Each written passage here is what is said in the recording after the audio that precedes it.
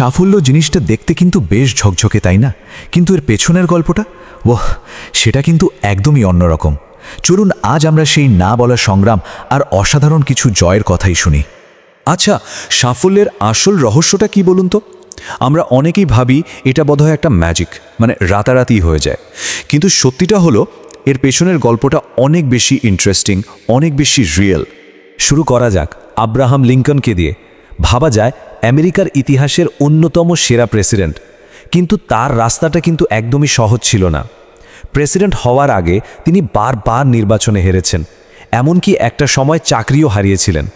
আর শেষমেশ 52 বছর বয়সে গিয়ে তিনি সফল হন। আচ্ছা, টমাস এডিসনের কথা ভাবুন। স্কুলের টিচাররা কি বলেছিল জানেন? এই ছেলে যথেষ্ট স্মার্ট না। আর সেই ছেলেই কিনা লাইট বাল্ব আবিষ্কারের জন্য একবার দুবার নয় 10,000 বার চেষ্টা করেছিলেন।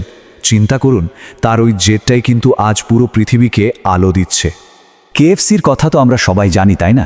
কিন্তু এর পেছনের মানুষটা, কর্নেল স্যান্ডার্স, তার গল্পটা শুনলে অবাক হবেন।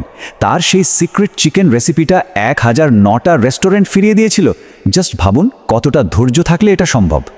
তো এই যে অদম্য ইচ্ছার কথা আমরা বলছি, এটা কিন্তু শুধু বিখ্যাত মানুষদের মধ্যে আটকে নেই। একদম আমাদের চারপাশে প্রতিনিয়ত এমন অনেক যোদ্ধা আছেন যারা নীরবে নিজেদের গল্পটা লিখছেন। চলুন না আজ তাদেরই কয়েকজনের কথা শোনা যাক।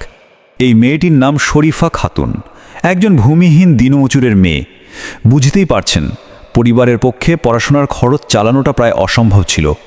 কিন্তু শরীফার চোখে ছিল বড় হওয়ার স্বপ্ন, আর সেই স্বপ্নটা সত্যি করার জন্য ও একটা কঠিন পথ বেছে নিয়েছিল, তিনটা বাড়িতে কাজ করার পথ।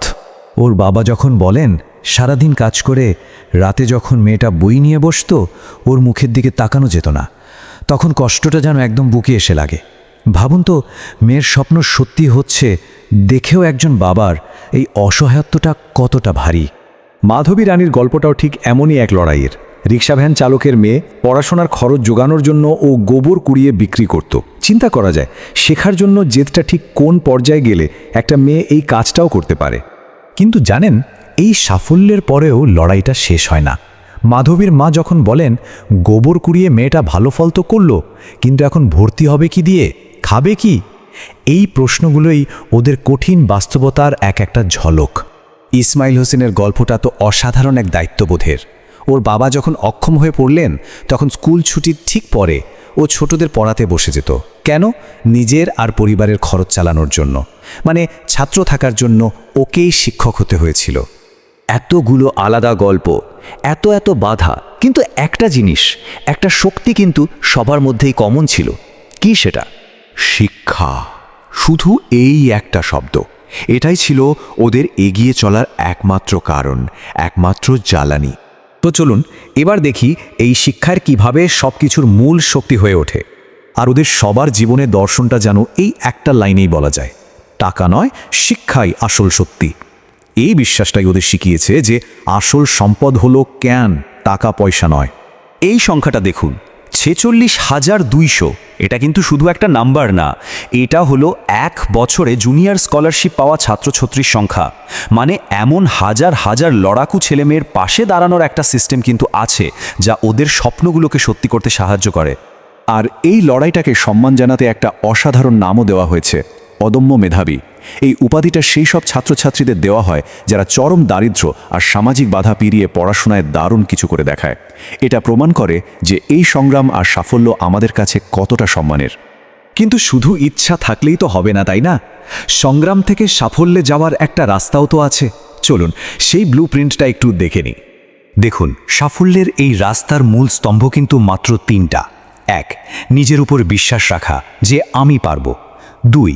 কঠোর পরিশ্রম করা, কারণ এর কোনো শর্টকাট নেই। আর 3. ভুল থেকে শিক্ষা নেওয়া, কারণ প্রত্যেকটা ভুলই আপনাকে আরও শক্তিশালী করে তুলবে। এবার আমরা এমন একজনের গল্প শুনব যার জীবনটাই যেন বদলে যাওয়ার একটা জ্বলজ্বন্ত উদাহরণ। চলুন দেখি একটা মানুষের জেদ তাকে ঠিক কোথায় নিয়ে যেতে পারে। এই হলো নূরজাহানের জীবন গল্প। 2011তে বাবার ব্যবসায় সব শেষ হয়ে যাওয়ার পর ওর জীবনে অন্ধকার নেমে আসে। চারপাশ থেকে বিয়ের জন্য চাপ আসে, কিন্তু ও পড়াশোনা ছাড়েনি। 2014তে ও অদম্য মেধাবী স্কলারশিপ পায়, আর 2023-এ ও ওর পরিবারের প্রথম গ্র্যাজুয়েট হয়ে ইতিহাস করে। এই একটা মেয়ের যাত্রার মধ্যে কিন্তু আমাদের আজকের পুরো আলোচনার সারমর্মটা আছে। আর শেষ করব নূরজাহানের নিজের কথা দিয়ে। ও বলছে, বিসিএস দিয়ে প্রশাসন ক্যাডারে যেতে চাই, সবাই আমার জন্য দোয়া করবেন।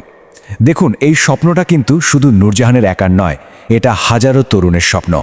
আর এই গল্পগুলো আমাদের এটাই মনে করিয়ে দেয়, পরিস্থিতি যতই খারাপ হোক না কেন, মনের জোর থাকলে সব কিছুই সম্ভব।